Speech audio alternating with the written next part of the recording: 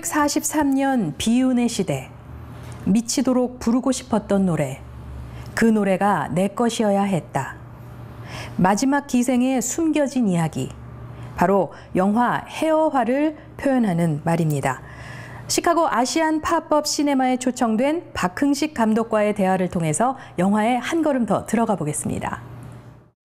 새삼 노래하는 행복을 되찾아준 그 아가씨가 지금 이 자리에 있답니다. 다시 한번 들려줄 거죠? 네가 없어졌으면 좋겠어, 연희야.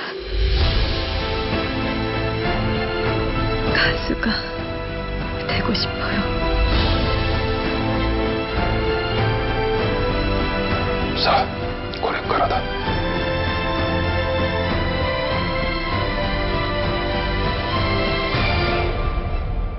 만들어줘요.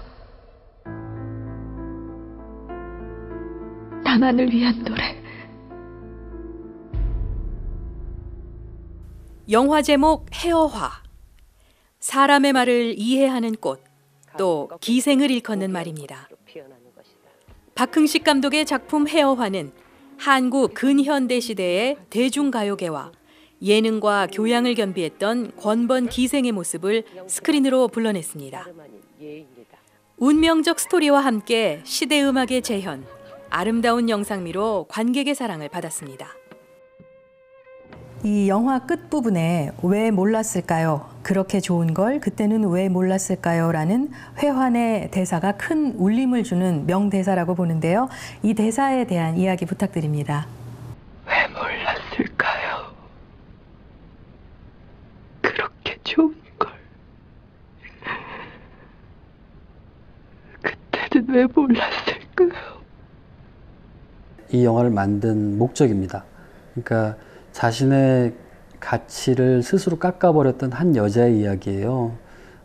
자기가 천재인 것도 모르고 시간이 한참이나 지난 몇십 년이 지나고 나서야 비로소 자신의 가치를 알게 되는 한 여자의 슬픈 이야기거든요.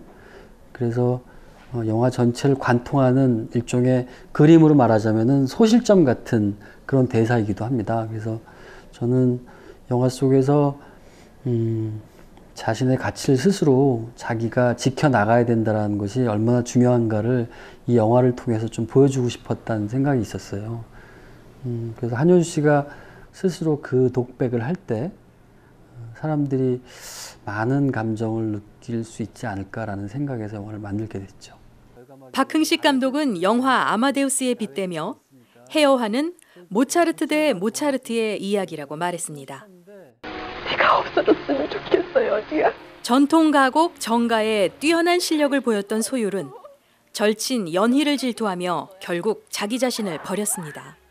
이 영화 속의 두 여주인공 소율과 연희를 통해서 무엇을 가장 보여주고 싶었습니까?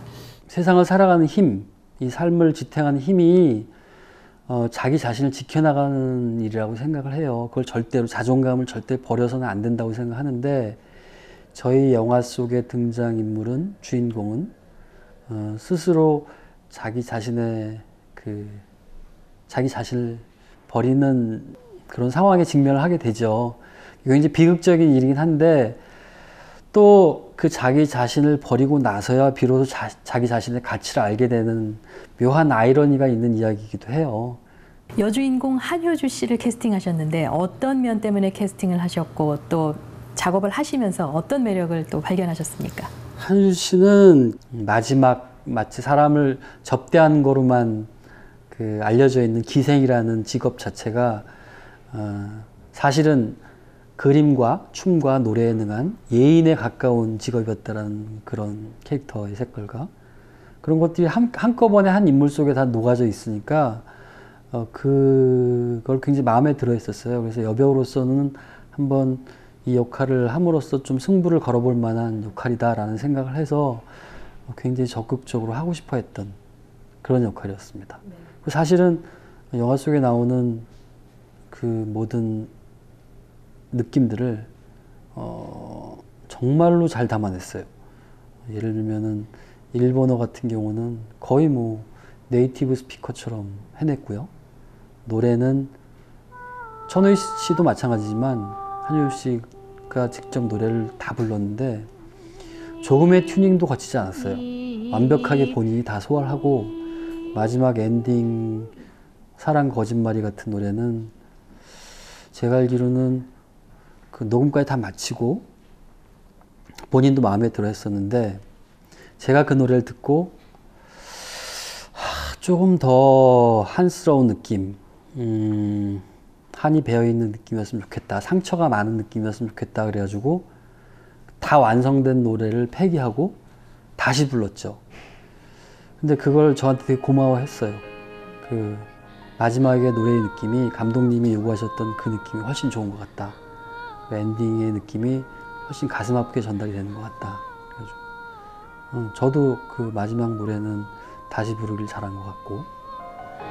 사랑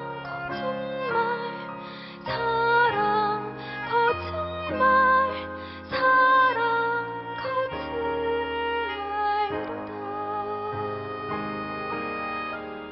거짓말이로다. 영화 헤어화에서 음악은 매우 중요한 도구.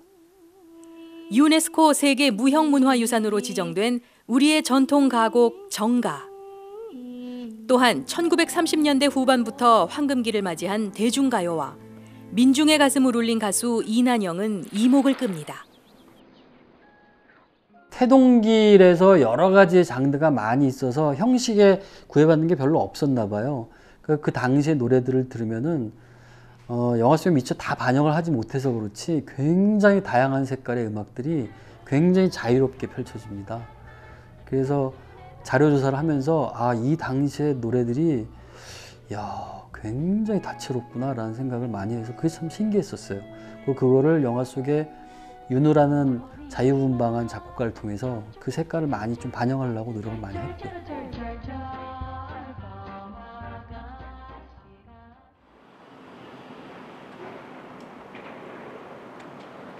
아시안 팝법 영화제의 폐막작으로 선정돼 초청된 박흥식 감독.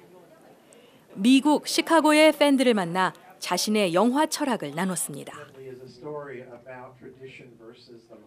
불꽃 튀게 연기를 하면 할수록 저한테는 굉장히 좋은 연기가 나오는 것 때문에 저한테는 굉장히 기쁜 일이었습니다.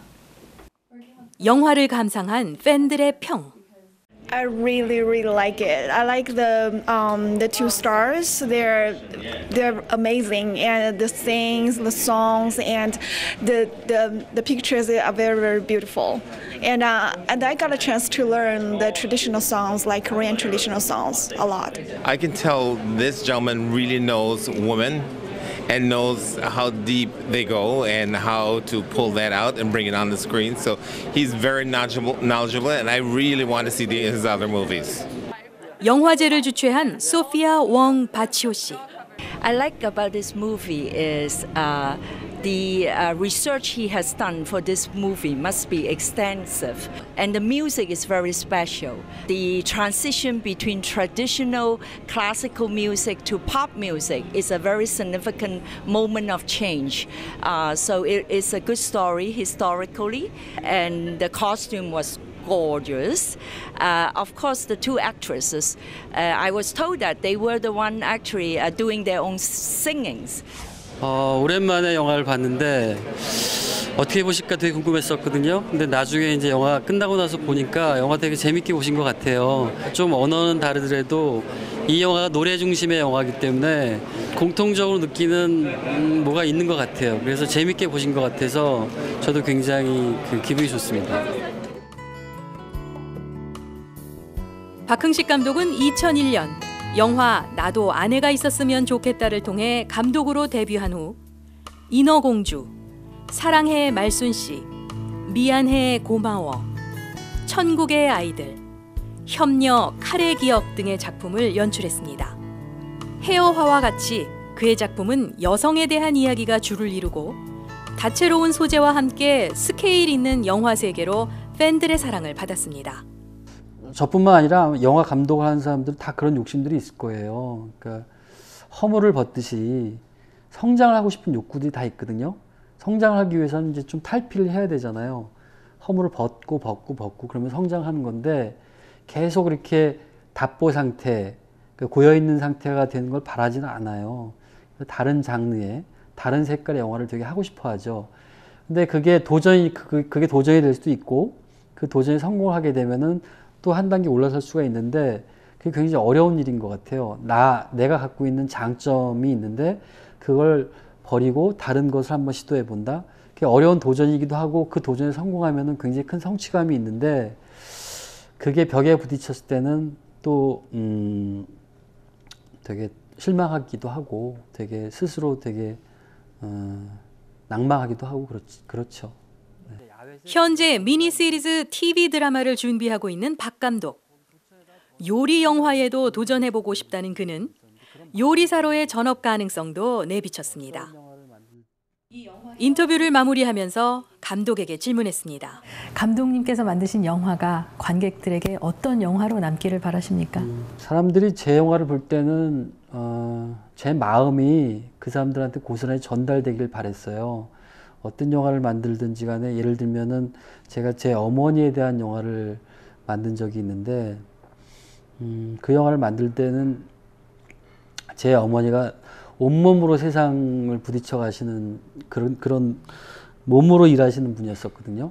그런 어머니에 대한 찬사를, 존경을 좀 보내고 싶은 생각이 있었는데 그런 마음이 전달되길 바랬습니다. 어떤 영화를 만들든 간에 그 영화를 만들었을 때 제 마음이 고스란히 좀 관객들한테 전달되면 참 좋지 않을까라는 생각에서 영화를 많이 만들어 왔습니다. 잘 알겠습니다.